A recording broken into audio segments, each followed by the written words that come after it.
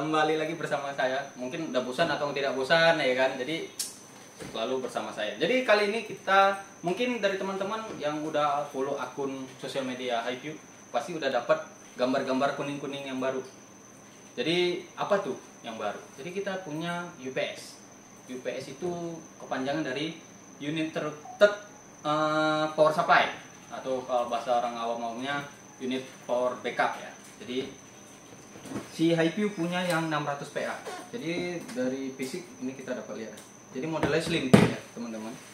Oke, kita nanti akan melakukan pengujian, tapi saya akan cobain ini dulu. Kita akan beritahu mulai dari depan. Itu depan kita tersedia ada 3 lampu indikator. Terus juga tersedia 1 button atau tombol. Untuk yang tampilan belakang kita punya output untuk colokan itu tersedia 2. Oke, jadi bentuknya desainnya cukup slim fit, jadi mudah diaplikasikan atau disimpan di mana aja. Jadi kita akan QC gimana sih cara kerja UPS HiView. Oke, tanpa lama-lama langsung kita coba. Pasti tersedia punya colokan dong, ya kan? Nah, colokan ini kita akan colok ke supply power listrik. Oke. Nah, sudah bunyi cetek, berarti arus sudah masuk. Untuk UPS HiView sendiri kita mempunyai 3 lampu indikator. Dapat kita lihat di depan ini sekarang posisi dalam keadaan standby. Jadi baterai juga standby. Ketika baterai redup ataupun dia kembali lagi terang, itu menandakan baterai dalam pengisian. Oke. Nah, untuk menyalakan sebuah UPS kita ini cukup tekan tombol HiView ini di 2 detik. Oke. Lampu indikator hijau langsung menyala dan lampu kuningnya langsung melotot.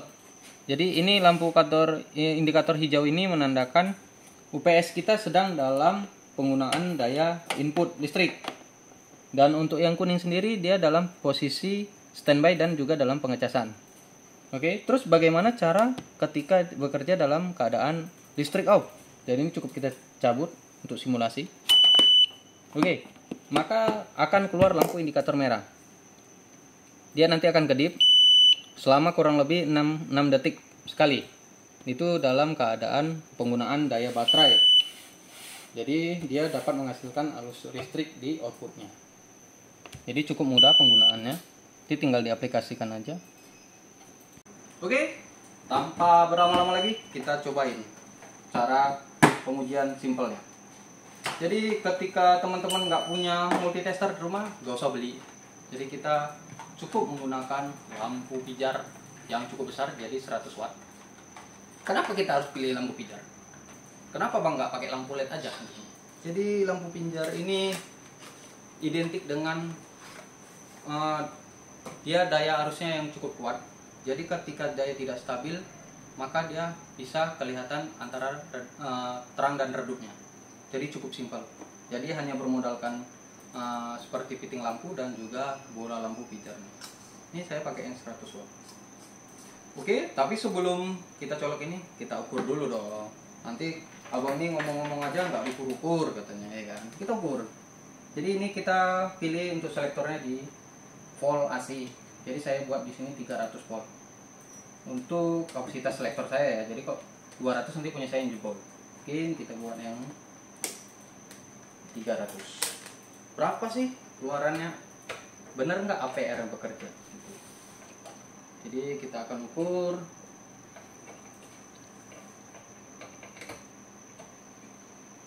Oke. Nah, dapat kita lihat di sini. Bentar. Nah, di sini posisi 221. Itu disebut, kalau kita lebih sedikit namanya ini multitester, kan pasti ada toleransi. Jadi kita ini normal listrik kita kan di Indonesia 220. Jadi kalau untuk multitester ini bisa lebih 1 ataupun 2, itu nggak masalah. Nah, nggak ada tester di rumah, nggak usah takut, bola lampu ada. Nih, kan. Jadi kita tes. Ini kita colokin. Belum itu bang? Iyalah, belum dicolok. Wis, terang kan? Tadi ini bisa menerangi yang kurang-kurang terang. Jadi ini kita dapat lihat lampu pijarnya kan cukup terang ya. Jadi ketika dia terjadi supply yang kurang, itu bakal redup. beda sama LED.